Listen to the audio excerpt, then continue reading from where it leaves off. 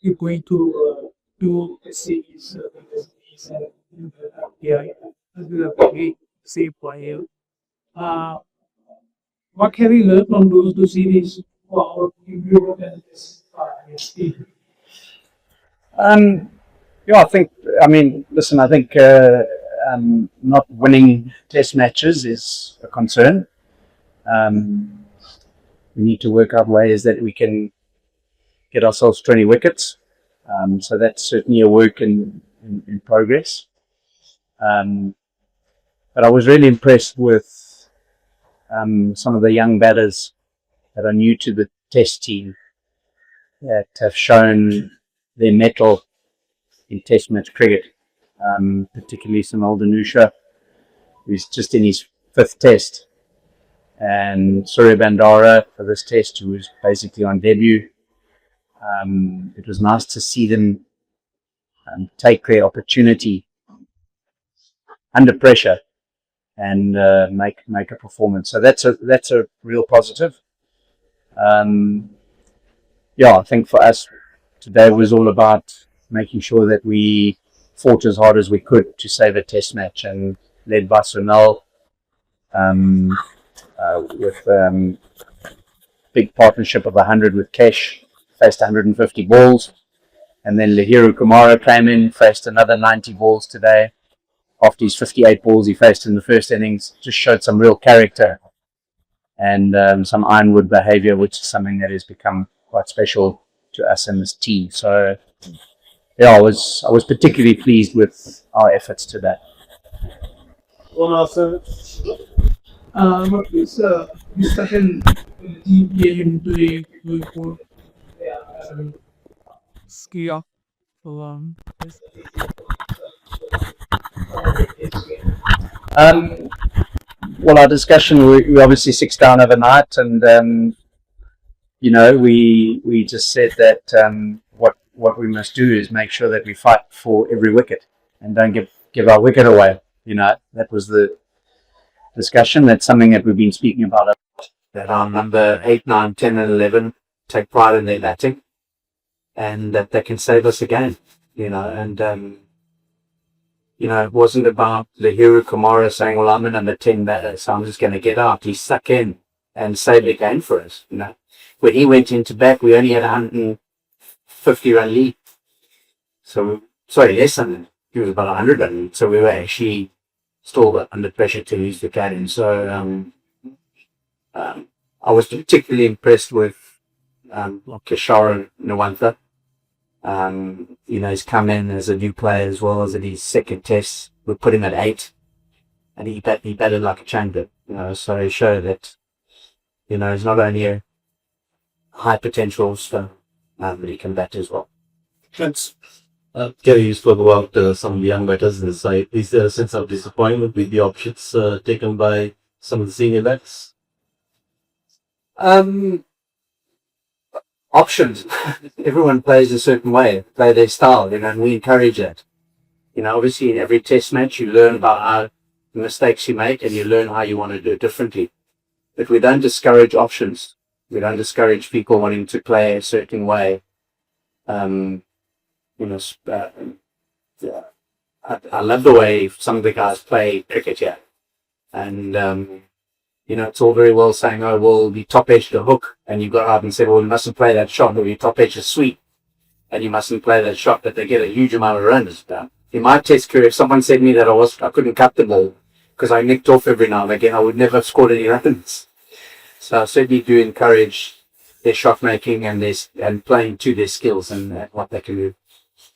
The two fast bowlers, they think, especially as Fernando or the bowlers start out, even when there's not too much on the pitch. Yeah, he's been bowling really well this series. He's a world-class bowler, and I think he's showed in the second test in the West Indies where he needs to be. First test he wasn't quite there. Second test he really fired up. And then this series I think he's been on top of his game. And I think he's a world-class fast bowler. But we do need more assistance for him. We can't just rely on him. and certainly an area in this test side that we're going to spend a lot of time with on is just understanding how we get 20 wickets, and not only just rely on stint, but rely on seam as well. I'm a big fan of making sure that we don't prepare wickets just for spins, that we prepare wickets where we can win games with our seniors as well. And that's how you develop the cricket team playing in all conditions. So I was very impressed with the 2 wickets that were prepared for the test series. They were hard-working test wickets, not straight away result wickets. We wanted our batters to be able to bat, spinners to have to work hard, and seamers to be in the game. In the second innings at all, our seamers got 700 wickets on the take. So very encouraged that our seamers are fine in the game. Certainly want to develop that more. Gary, I just want to speak a little bit about Sunal. 420 runs in any series, 2 series special. Did you know that he had that kind of ability in him? Can you just speak about what was special to you about his performance right through the series? Yeah, I think it's never easy batting at 6 in the team because often you come in under pressure. I think what I was encouraged by was when I watched him in the West Indies, I saw that he really thrives in the tough situations. First time I really watched him bat properly was in the first innings in the West Indies, where he came in at 7 and we were 110 for 5, and he put on 100 with a captain. And I thought, geez, this guy can play it now. And then in the second match, he got 92. And I said, he's definitely got something here. So I love the way he plays Test cricket. He thinks about it. He plays to his strengths. He is a smart cricketer. So he understands what the bowlers are trying to do to him, and then he uses his skill sets to negate that. I think this innings today, yesterday and today, what he was able to achieve, I would say would go down in Sri Lankan Test cricket history as one of the great saves. Forget the fact that he got 100 in the first innings as well, and was able to do this. I think it was a great example to a lot of cricketers in the country as to what you can do at Test match level against a really good bowling attack, following on a tough situation in a game and saving out for his country. It was great to watch. Gary, for the last 2 Test series that West Indies and here, our bowling composition was 2-2 and 2 was over two spinners. I mean, as a coach, how do you look at playing with 2-2 or without playing a all-rounder in the team as coach? Oh, tough.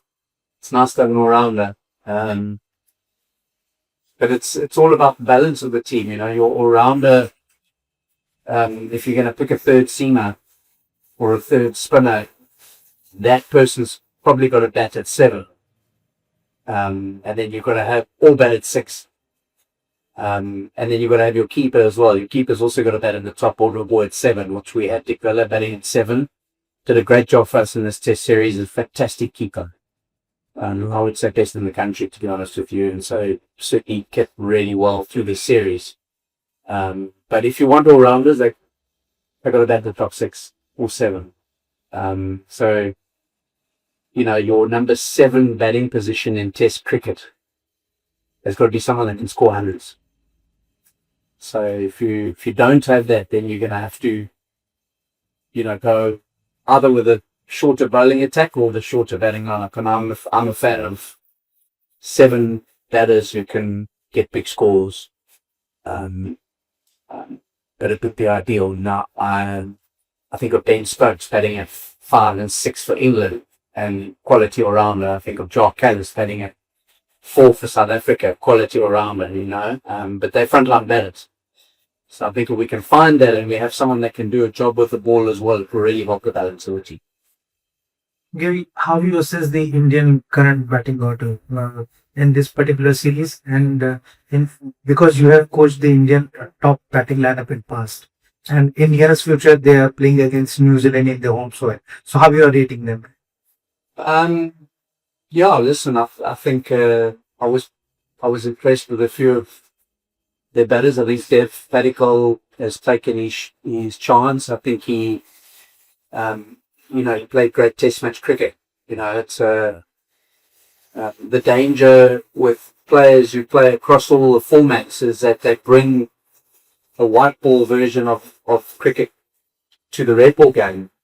But myself and Gautam, we're both test match purists, and so we often talk about it, and we want players who can play test match innings, and I thought Dev Patel did that brilliantly in both test matches. Again, now that especially that innings in Gaul didn't take on too much risk, played to his strengths, and I thought played a fantastic knock. And the other guy that I was very impressed with was Drew Jewell. I think he's a world class player. Plays a short ball really well. Great technique, and it just looks like he wants to score big runs at test level, and that's what we're looking for. Test match cricket is a very unique way of playing. You don't just come in and on difficult conditions and just play one way. You've got to be able to play a whole lot of different ways. So, those two definitely stood out from the couple of great hundreds here. Coach, with the kind of performances the youngsters have given, Kamil Shah, Basindu Batara, Sonal Dhanusha, Sita Fernando, Kesha, at the cost you talked about. Do you feel you have the ingredients to, work upon and bring Sri Lankan test cricket where you used to belong in the past? Yeah, I do. Yeah, I'm excited. There's work to do. I think we're getting our batting lineup. There was no Kusal Mendes, no Platina Sanka. Chandimal was up. There's 3 very experienced players. Youngsters came in and so I'm very excited about that. I thought Kishore Nwata in his second test has shown what he can do as an off spinner. Sita Fernando did a great job. I think we've got work to do in getting 20 wickets, and we just have to understand that and work it out a bit across all the environments that you play in. You want to know that you've got to bowl and attack and get 20 wickets. So there's work to do there. And on the batting side, probably the thing for me is just to get us thinking like test match batsmen rather than one-day batsmen coming into test cricket. Probably losing too many wickets at wrong times. But then we've shown great charisma and courage when we have been under pressure. So, I'm very excited about what we can do in the test match side, but there is work to do. So, Coach, there were crucial contributions from the lower orders throughout the series from Shrikanda. How heartening was it to see that kind of fight cooking, especially by bowlers with the bat? And in the change room, when did you start believing that a draw is very much a possible? I think seeing lower order batters, bat. I mean, if you think of Lugero Kumara, he batted in this test match 150 balls, and in both the eases. And I always say to the guys that, you're not a batter or a bowler in the team, you're a player, and you have to bat. So we encourage our bowlers to practice their batting a lot. And I just thought, I thought it was going to be a tough ask today, but, the guys were stuck in, that partnership in the first session, that set it up for us, To be honest with you, I didn't know that Kesh could bat that well for that long, he batted beautifully. Good technique, played the short ball well, played spin well, did everything that he needed to do, so very encouraged.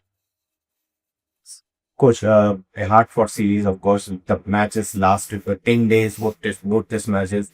And 9 of those stages we have seen a good contest between back and balls. How do you see these pitches playing a role, developing this kind of, red ball temperament in players, young players, because India and Sri Lanka both are, test team, they're in a transition period. And in India, we often see that test matches get finished within day 3, day 4. So, how important is having a proper pitch where there's a proper balance between bat and ball? Well, as I said, I'm a test match purist, so I love seeing test cricket played like that. It was a riveting 5 days for me. Could have gone either way. So it was, even on a pitch like this, it was exciting to watch. I'm not a big fan of result pitches, whatever we like to call it, games finishing in 2 days, because I don't think it's good for the game. And also for me, I like it when the batters have got a chance, the seam bowlers have got a chance, and the spinners have got a chance on a test match pitch. So not necessarily have to be neutral pitches. I mean, these were two spin-friendly pitches. We picked only two seamers in both of them, but the batters could bat on. So that certainly was, for me, important. That's the only way you can develop players.